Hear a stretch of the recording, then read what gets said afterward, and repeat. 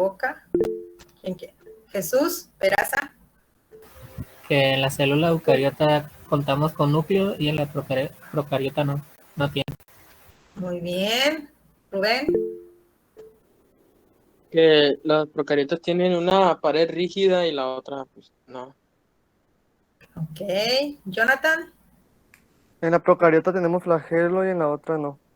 En la eucariota Y no. sí. Bueno, en este en particular no se ve el flagelo, pero si se acuerdan de protozoarios, Sí, es cierto. ¿verdad? Sí tienen flagelos.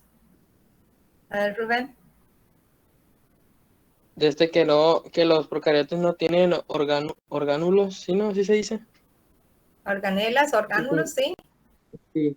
Y que están contenidos por membranas. Ay, muy bien.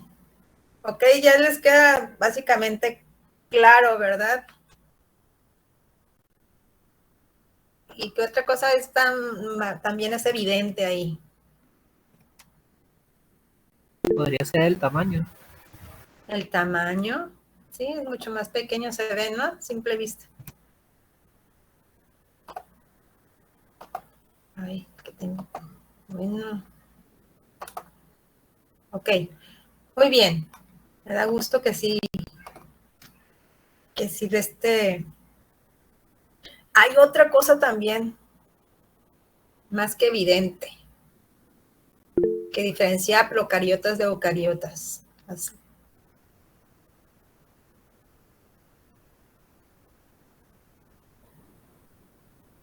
El núcleo. Que la procariota tiene como una colita y la eucariota es un círculo.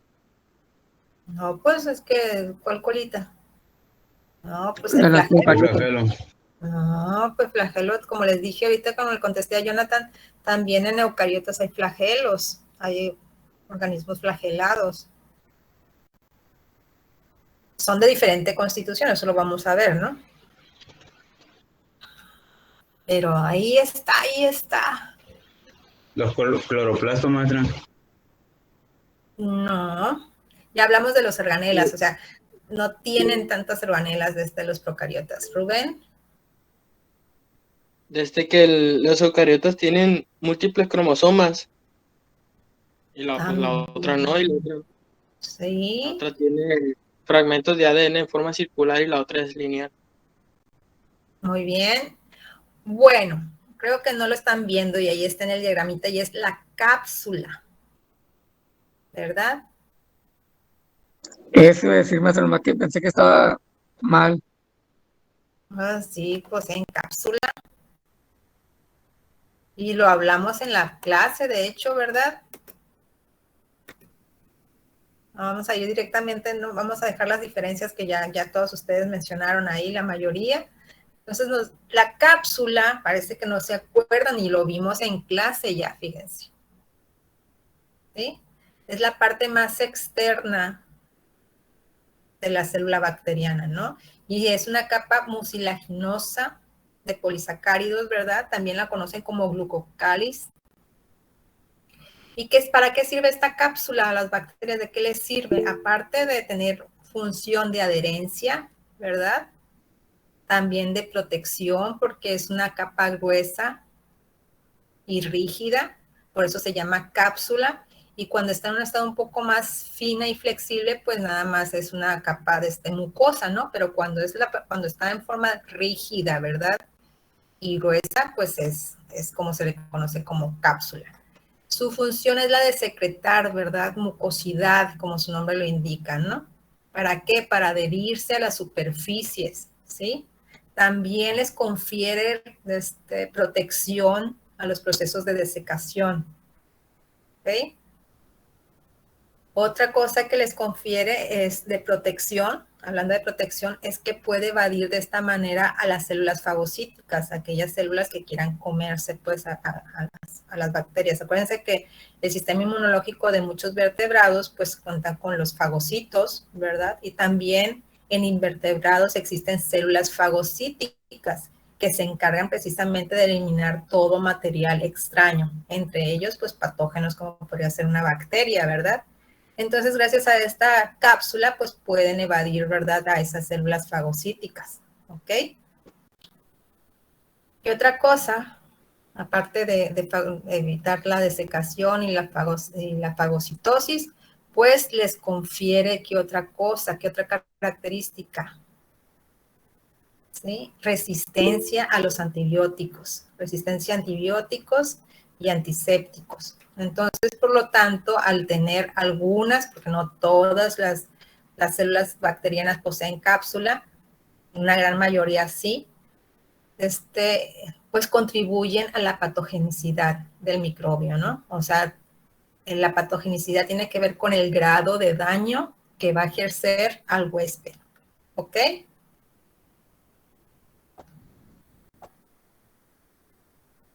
Y eso ya lo vimos,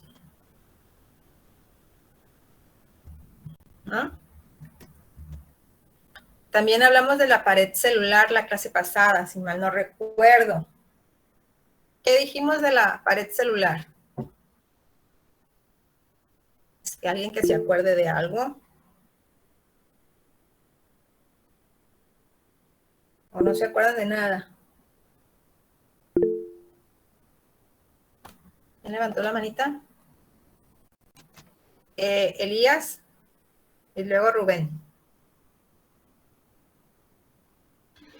Pues habíamos comentado que la pared celular protege el interior de la célula y evita que reviente cuando absorbe agua también. Ajá. No estoy compartiendo, ¿verdad? Como que se quitó. No, no está. Ahora sí. ¿Quién sabe qué pasó? Rubén, ¿qué querías decir? Desde que pues se encontraba en la gran mayoría de las bacterias, un 90%, y por lo general hay dos tipos de pared celular, como la gran positiva y la gran negativa, que proporciona resistencia. Ajá. Y porque Bien. contiene polisacáridos y peptidoglicano y esa cosa. Ok, bueno, pues sí, a grandes rasgos es esto, ¿no? Pues hablábamos que la pared celular se encuentra en casi el 90% de las bacterias, ¿sí? Y que son diferentes tipos de pared celular, tanto en bacterias gram positivas como en bacterias gram negativas. Y eso ahorita vamos a ver en qué constituye esas diferencias, ¿no? ¿Qué pasa con esta pared celular? Pues les proporciona resistencia, porque recuerden que la membrana plasmática pues es más flexible, entonces por eso necesita cierta rigidez que le da esta pared celular, ¿no? La protege también, protege a la célula bacteriana de posibles cambios osmóticos. ¿Por qué es importante proteger a la célula bacteriana de estos cambios osmóticos? Porque recuerden que la célula tanto como recibe materiales de energía, como también saca, ¿verdad?, materiales de energía de su interior. Entonces, esos cambios de ese intercambio más bien de sustancias y de energía, pues puede en algún momento o absorber mucha agua, ¿verdad?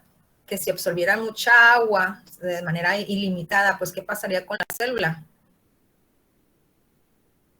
Explotaría, ¿no? Se hincharía de tal manera que si no se contiene, ¿verdad?, esos cambios osmóticos, pues podría llegar a explotar la célula. Igual, si sale el agua, ¿verdad?, de manera también ilimitada, pues también podría venir, desencadenar muerte lisicelular, ¿no? Entonces, por eso, previene ese intercambio de materiales y de energía también, porque aportarle cierta rigidez, ¿verdad?, a la membrana plasmática de protección, ¿ok? ¿Qué otra cosa?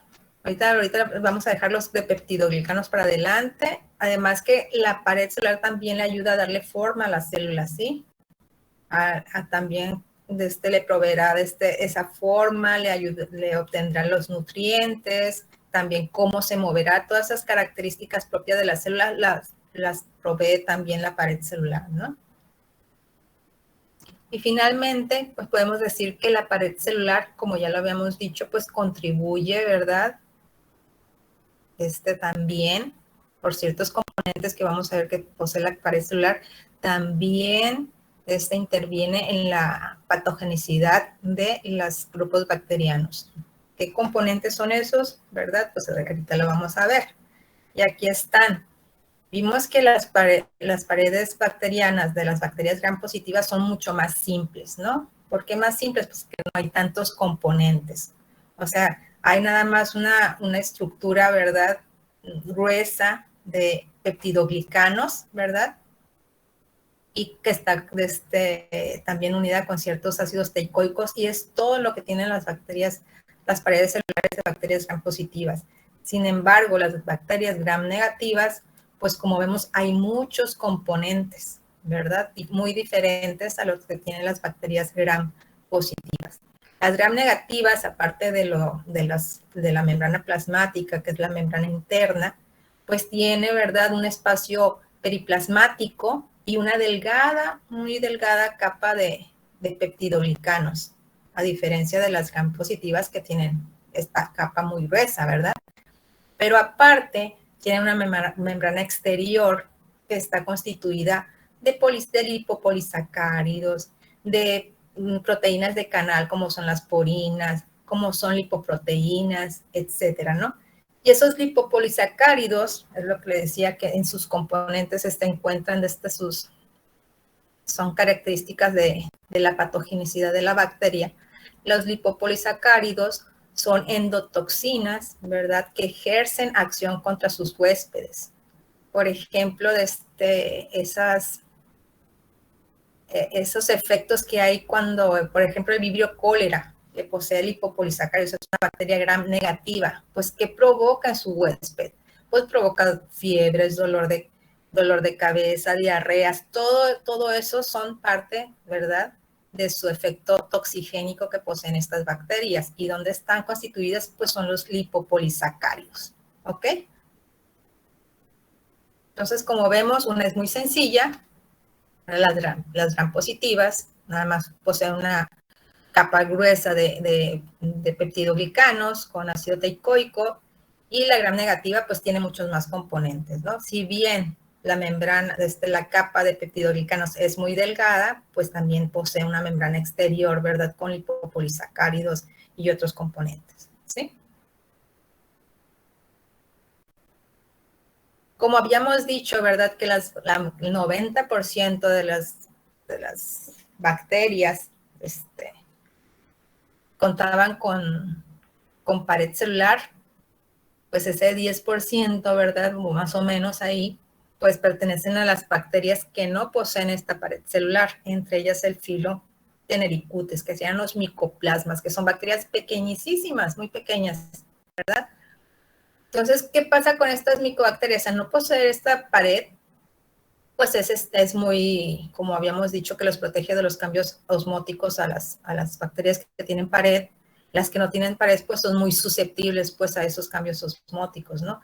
De alguna manera, ellas han podido evolucionar y fortalecer un poquito su membrana utilizando colesterol, ¿sí? Se parece mucho, de hecho, a las membranas celulares de los eucariotes, porque las membranas celulares de eucariotes tienen colesterol en su composición, ¿ok? Muchos de estos organismos, ¿cómo se protegen entonces? Pues la mayoría de ellos, o todos en general, los micoplasmas, todos son intracelulares. Se protege de esta manera, ¿no? A estar dentro, parasitando la célula del hospedero. Por lo tanto, hay por mucho que haya cambios, pues no, osmóticos, pues no van a ejercer esa presión sobre las células de micoplasma, ¿ok? Además de que son intracelulares, pues estos micoplasmas pues son resistentes a la penicilina, en lo contrario a otras bacterias, pues.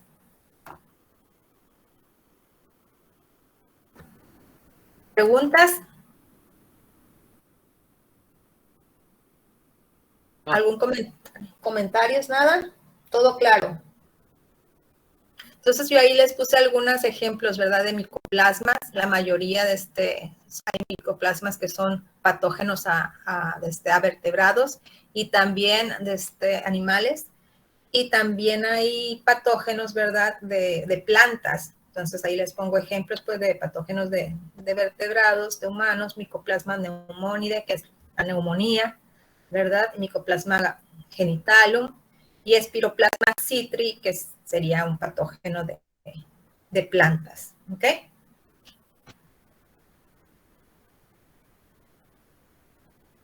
Y ahora sí vamos a hablar un poquito de la membrana plasmática, y la conocemos por muchos nombres, ¿no? No nada más como membrana plasmática, la podemos encontrar como membrana citoplasmática, como membrana celular, todos pues es lo mismo, ¿no? Para que no se confundan a veces de que, ay, pues es que yo nada más encontré membrana plasmática, no encontré, la maestra me pidió la citoplasmática, pues es básicamente lo mismo, ¿no? Entonces se dice que se describe como un mosaico fluido. ¿Por qué mosaico? Pues porque tiene muchos componentes. En primer lugar, es evidente, ahí tienen la imagen, ¿no? Tiene muchísimas cosas, ¿no?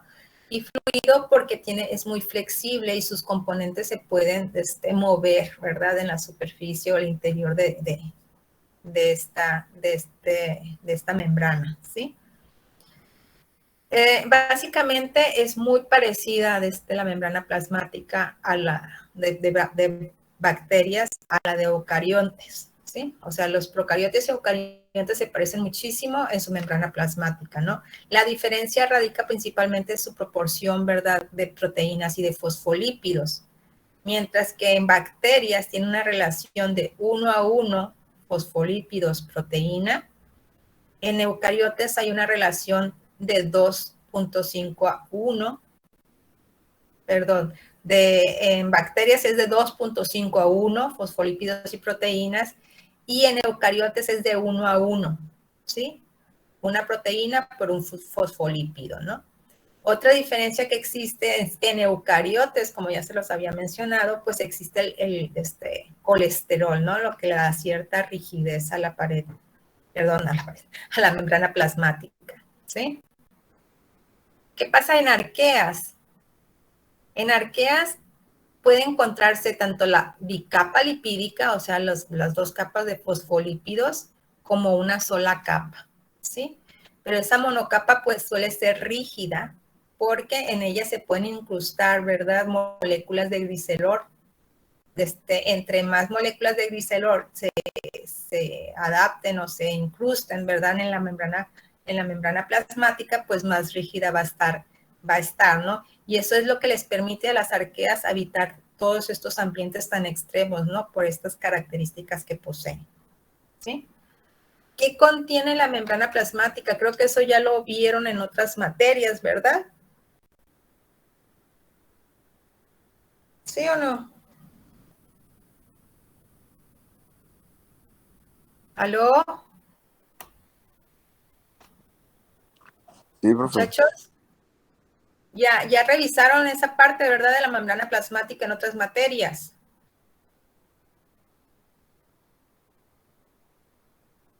Sí, pero como que me acuerdo así bien, ¿no?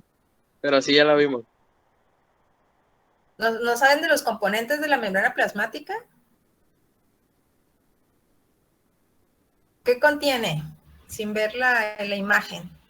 A ver, Juanita. Ya vimos la doble capa de lípidos y proteínas. ¿Pero qué más?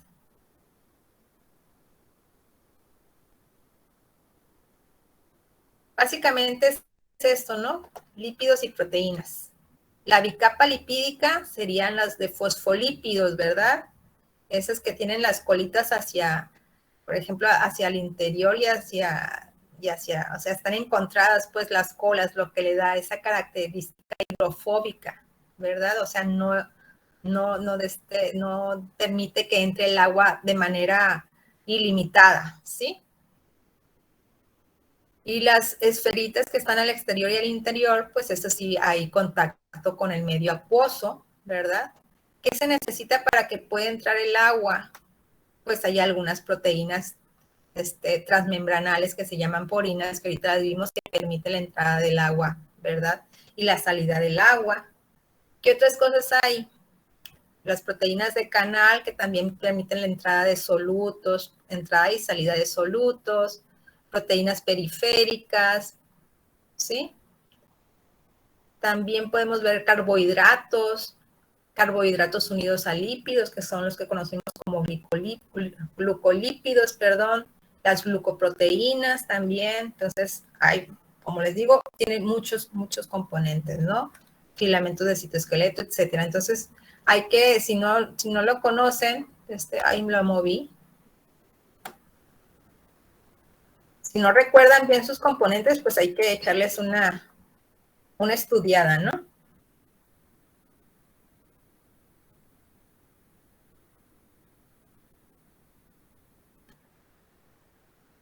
Y bien, bueno, entonces yo creo que llegamos hasta la membrana, no recuerdo si continuamos en citoplasma, pero bueno, ahí vamos.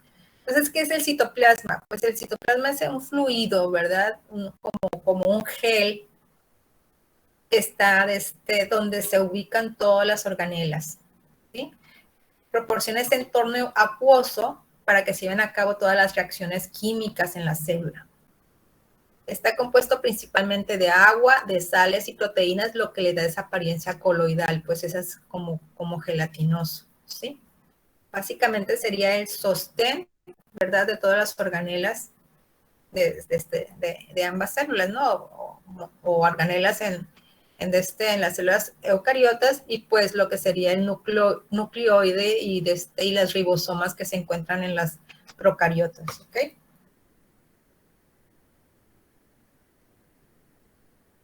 ¿Y qué pasa con el núcleo? Sabemos que los procariotas no tienen núcleo, pero bueno, el ADN, ¿dónde se encuentra? El ácido desoxirribonucleico, el material genético, ¿verdad? Pues debe estar en algún lado.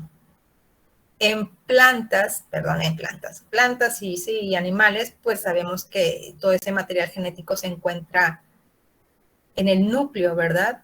Está cubierto por una membrana nuclear y demás, entonces tiene su lugar, ¿ok? Y en procariotas, ¿qué sucede?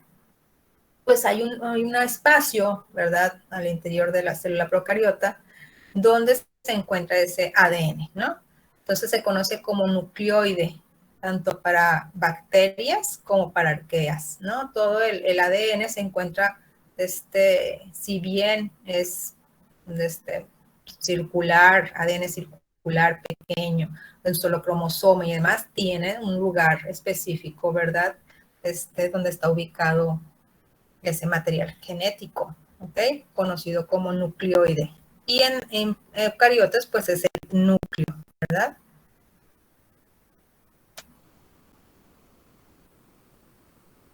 Ahora bien, en procariotas, pues lo que más vemos, aparte del nucleoide, pues y el citoplasma, pues son los ribosomas, ¿no?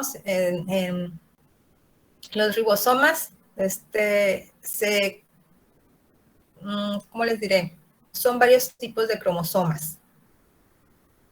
O más bien, no son varios tipos de cromosomas, sino más bien varios tipos de ARN, ¿sí? De ARN ribosómico.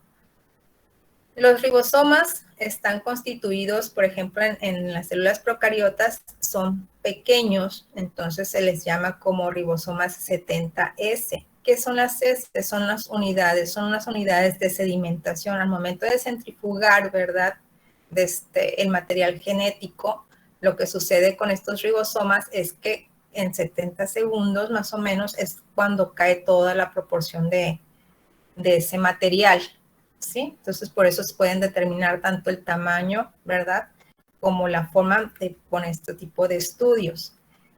Es más pequeño, son dos subunidades, y también para eucariotas son 2 subunidades, nada más que ambas pesan o tienen 80 Sberger, se llama la unidad de medición para los ribosomas, ¿no? Que serían las unidades de alimentación que ya les expliqué anteriormente, ¿sí? Si bien los ribosomas de procariotas son muy parecidos tanto en tamaño como en forma y demás, tienen composiciones de ARN ribosomal diferentes, ¿no? Hay diferencias tanto a nivel de proteínas como también a nivel de moléculas. Y aquí les puse yo una tablita. ¿Dónde están ubicados los ribosomas antes de pasar a la tablita? Bueno, en procariotas pues se encuentran distribuidos en todo el citoplasma, ¿no? Y en eucariotas pues se encuentran distribuidos una pequeña porción también en el citoplasma, pero la mayoría de ellos pues lo encontramos en el retículo endoplasmático conjugoso, ¿sí? Ahí es donde se van a encontrar los ribosomas. Y las diferencias que hay entre ribosoma eucariota y ribosoma procariota, como les digo, se los puse aquí en esta tablita. ¿Qué son estas diferencias? Pues que en eucariotas son más grandes, ¿verdad? Contienen entre 70 y 80 tipos de proteínas, o sea, tienen más proteínas que los ribosomas de procariotas, que nada más se encuentran 53 tipos aproximadamente de proteínas, ¿no? De proteínas diferentes, claro está. Contienen 4 tipos de moléculas, ¿verdad? De ARN ribosomal, el 28S, 18S, 5.8S y el 5 y 5S, ¿no? Son diferentes tipos de moléculas de ARN. Mientras que en procariotas, pues hay 3 tipos nada más de moléculas de ARN ribosomal, el 23S, el 16S y el 5S. Este 5.8, no le hagan caso, es 5.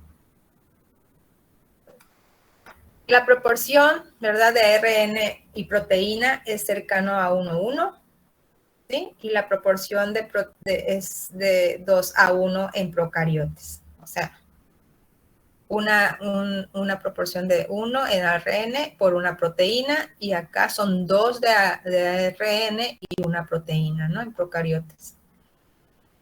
La síntesis de proteínas por estos ribosomas son inhibidos por la ciclohexamina. Esta cicloheximida, ¿verdad?, es un antibiótico, entonces, para la síntesis, ¿verdad?, de las proteínas por ribosomas. Entonces, pues, por eso en humanos, pues, jamás se utiliza este antibiótico, ¿ok? Y en procariotas, pues, la inhibe, ¿verdad?, de la síntesis de proteína es inhibida por el cloranfenicol. Entonces, no sé si habrán escuchado algunos que hayan tenido alguna experiencia en granjas o en laboratorio. Es de los antibióticos que más se utilizan que de hecho está prohibido, ¿no? Pero muchos todavía siguen con la práctica de utilizar el cloranfenicol, ¿verdad?, en los estanques y en los acuarios y en los tanques, etcétera. Es el más socorrido. Sí se usa, profe. ¿Verdad? Y está prohibido, pero yo sé que se sigue usando todavía el cloranfenicol. ¿Por qué? Porque queda mucho residuo, pues, de ese antibiótico. Y habíamos hablado, pues, que una de las desventajas, ¿verdad?, de la quimioterapia, del uso de antibióticos y demás, es ese residuo que queda y que vuelve más resistente a las siguientes generaciones de bacterias, ¿no? Y es debido a eso. Por eso está prohibido, pero pues no quieren, pues. Ok, también vimos, no sé si voy a pasarme un poquito para atrás para que chequen una imagen, si es que la tengo aquí conmigo. Aquí, en esta imagen, no sé si logran ver, ya ve que es muy sencilla la la célula bacteriana. Entonces, hay pocos constituyentes, pero aquí, aparte de los plásmidos que resaltan, ¿verdad?, también se encuentra un chiquitito que dice inclusión, ¿sí? También se pueden observar estas inclusiones en la célula bacteriana. ¿Qué son esas inclusiones? Ahorita lo vamos a checar, ¿sí? Son gránulos. Ahí les puse unas imágenes para que puedan ver, pues para que se den una idea más bien cómo se pueden observar, ¿no? Y pueden ocupar gran parte de la célula. Muchos de ellos son como almacenes de reserva, sirven como reserva del glucógeno, por ejemplo, y hay otros que sirven también como polifosfatos, azufre, o sea, tienen generalmente son como pequeños almacenes que se encuentran en la célula, ¿no? Pueden ser como de reserva, como por energía, ¿no? El glucógeno, que servía para los polibeta-hidroxibutiratos, estos son lípidos. No sé si han escuchado ustedes de los PHBs, que estarían utilizados para hacer plásticos biodegradables. Esos son los que se utiliza mucho de este material, ¿verdad? Actualmente que se está trabajando con bioplásticos. pues están dentro de estas inclusiones bacterianas, ¿sí? Otra cosa que podemos encontrar son polifosfatos, azufre elemental. Acuérdense de las bacterias que son azufrosas, pues también pues, poseen en su interior este azufre, ¿sí? Algunos poseen pigmentos fotosintéticos. Y también podemos encontrar algunas vesículas de gas, ¿verdad? Que les sirve a veces como órganos de flotación a algunas bacterias. Entonces, todo eso podemos encontrar en esas inclusiones. Básicamente, como les digo, les sirve como un almacén, ¿no? Tanto de reserva de energía como de algunos otros compuestos. Y que ahora se han encontrado que, pues, algunos de esos compuestos, pues, a la humanidad le provee de mucha utilidad, porque de constituir este gran boom que hay de los bioplásticos, sí, pues es de mucha utilidad para la biotecnología, ¿no? Y poder eliminar por completo el plástico de nuestra vida cotidiana, pues es nomás que hace falta todavía un poquito de más, que le den celeridad, ¿verdad? Pues hacer masivo, ¿verdad? Toda esta producción de bioplásticos, ¿no? Eso es el paso gigante que hace falta. ¿No? Y aquí les puse estas microfotografías donde pueden ver en la A cómo pueden observarse los lípidos de PHB, ¿verdad? En la B, pues serían los gránulos de azufre. En la C, algunas vacuolas de gas y gránulos de volutina. Estos gránulos de volutina, pues serían también los de metacromáticos, o sea, los pigmentos que los comentaban, ¿no? Que les pueden servir muchas veces a algunas bacterias que pueden hasta fotosintetizar, ¿no?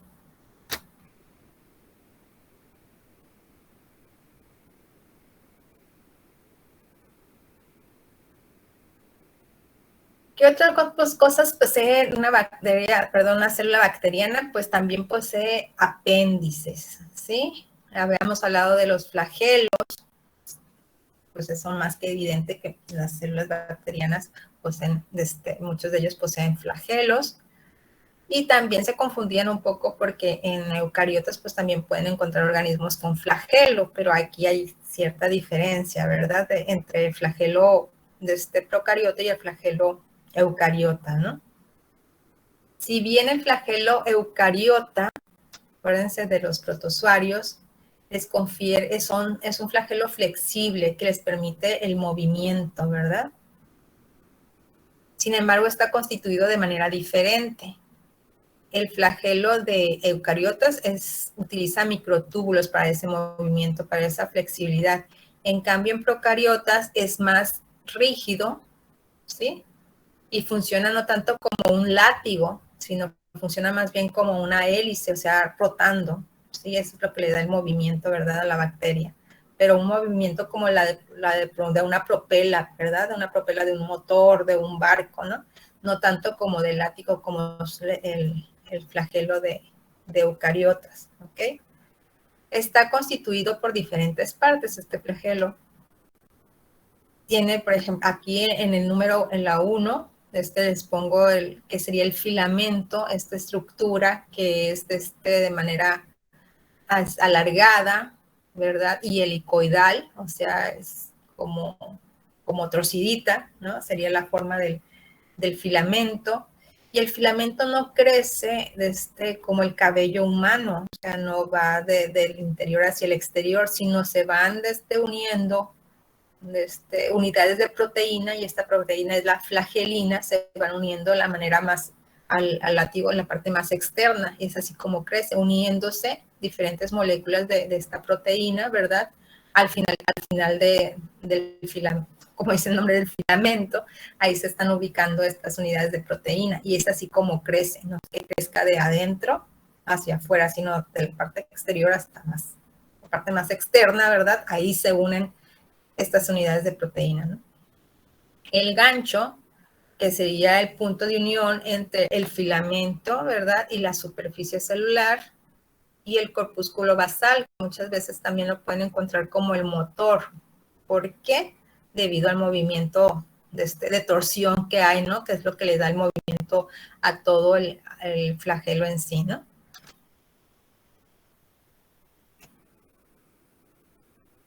Otras estructuras que ustedes pueden ver o apéndices en una célula bacteriana serían las fimbrias.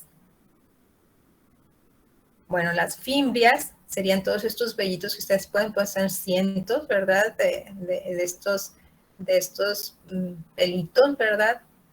Son proteínas que se cuentan como si fueran cerdas, ¿verdad? Cortas y que están unidas a la superficie celular. Entonces se encuentran por cientos, no es uno solo o dos o tres como el flagelo, sino son cientos de estas fimbrias que su única función es la de adherirse, ¿verdad? Permite a la bacteria adherirse a las superficies y adherirse también a otras células bacterianas o a otro tipo de células, ¿sí? Entonces, para las bacterias patógenas es muy importante esta adherencia, ¿verdad? Sobre todo para permitir, ¿verdad?, de entrada al huésped y adherirse a las células del huésped. Entonces, es muy importante para que ellas colonicen, infecten, ¿verdad? Y todos esos factores de virulencia, pues, se puedan accionar, ¿no? La adherencia también les permite a ellos formar biopelículas, que ya lo habíamos visto con las cápsulas. Bueno, son dos componentes, tanto las cápsulas como las fimbrias permiten esa formación de biopelículas, ¿no? Y también esa adherencia a las superficies. ¿Dudas? Okay, va a ser flagelo, ¿verdad? Y aquí les puse la diferencia entre flagelo, que es mucho más grueso y largo, ¿verdad? Y las fibras es mucho más delgadito y más cortas, pero son numerosas, ¿no?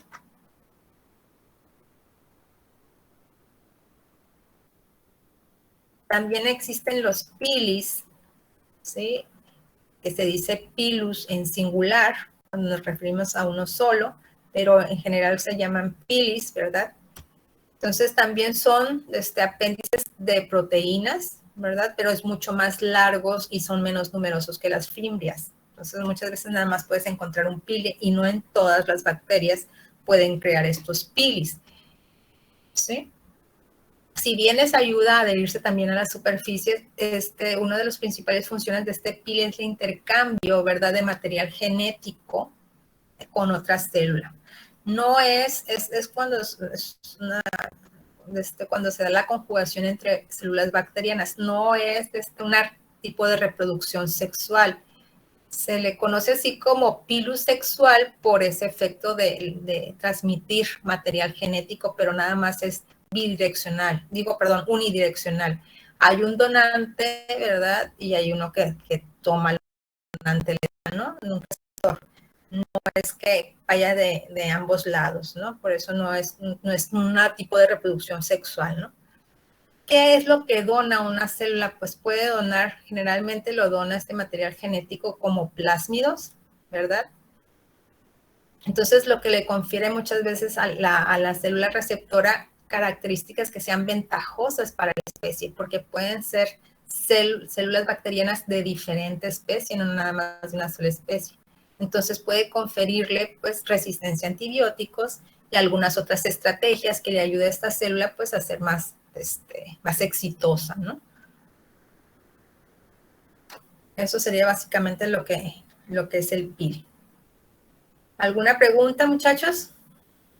Ya es mucha información, ¿verdad? Para que tienen que estudiarlo, porque todavía nos faltan algunos otros componentes. En eucariotas, pues, como sabemos, no existen estos pilis, ¿no?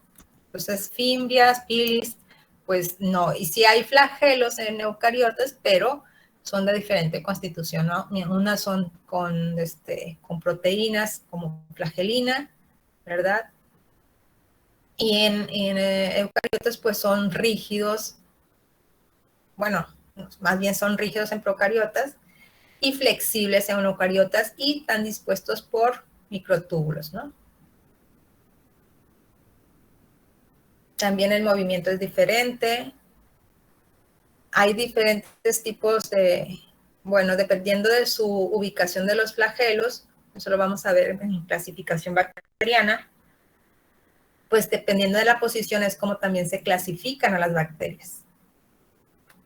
¿Sí? tanto los pilis como los pilis, como el flagelo, como la cápsula, tienen factores de virulencia, ¿no? Importantes. Entonces son parte de la patogenicidad de las células bacterianas, ¿no? Es lo que ejerce la acción patógena, el daño que ejerce en el hospedero. ¿Sí? ¿Alguna pregunta, comentario?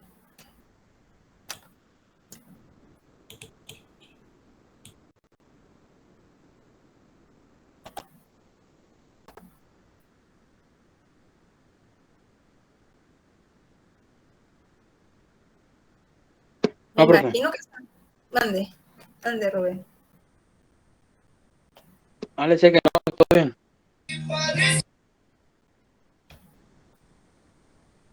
Bueno, ¿les parece que lo dejemos aquí para que se pongan a estudiar, verdad?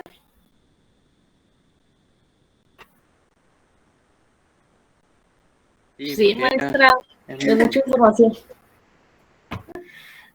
Bueno, pues sí es mucha información y todavía falta mucha más, así que Maestra, tienen que... Mande. ¿va a ser alguna otra evaluación así como actividad de estas mismas diapositivas? Sí, ¿Va a ser el todos mismo sistema? todos los apuntes, mande. Va a ser el mismo sistema, pues, como el anterior. Igual la Sí, yo creo actividad. que aunque ya vamos a regresar el 18, yo creo que sí tenemos que hacer otra evaluación. Ah, ok, muy bien. Hacer una evaluación de esta parte de todas las estructuras y las diferencias entre las células procariotas y eucariontes. Entonces, todavía faltan algunas más estructuras que tenemos que diferenciar bien a bien. Entonces, sí les voy a aplicar una evaluación de esta partecita nada más, porque sí está un poco compleja, pues, por la cantidad de información. Porque sí son muchas estructuras, ¿no? Yo sí lo sé, pero pues pónganse a estudiar. Les doy oportunidad de que estudien, ¿no? Sí, profe. ¿Algún comentario? De lo que sea. ¿Alguna duda? Aparte de que ya les dije que la evaluación, pues sí, pienso regresárselas, pero estoy un poquito atoradita.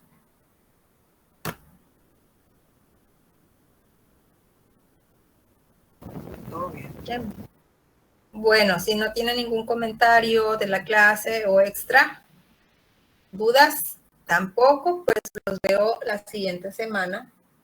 Espero que sí estudien todas estas partecitas, ¿verdad? De estructuras que hemos dado hoy, porque sí son bastantes y todavía nos faltan otro puñito.